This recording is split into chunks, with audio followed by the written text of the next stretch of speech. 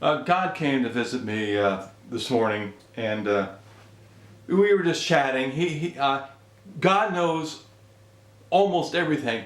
He's not really that big, that knowledgeable on details. For example, he doesn't know what particular movie is the #1 box office movie right this minute. He just doesn't know.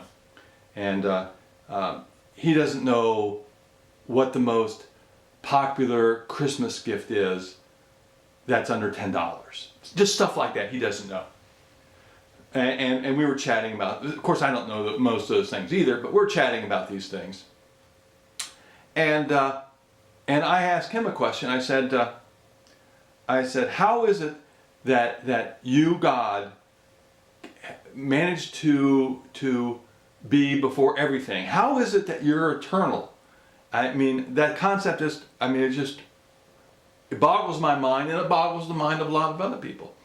And God said, it was very interesting. God sort of smiled and said, he says, I'm not eternal. He says, there was the Big Bang came along, and he followed the Big Bang. He was sort of a product of the Big Bang, and God said, here's sort of his analogy. He said the Big Bang came along, and he said he was immediately there, and it was as if he were like in a workshop, and he starts making things and creating things and concocting things and concocting physics and the idea of how much time should take for things, and he got into smaller things like making planets and the moons and stuff, but he's not eternal, and I said, nah, that's really very interesting. I said to God, and I said, a lot of people bank on this eternal thing, and he said, no, and he says he's not going to be around forever either, and he said, maybe another couple billion more years, and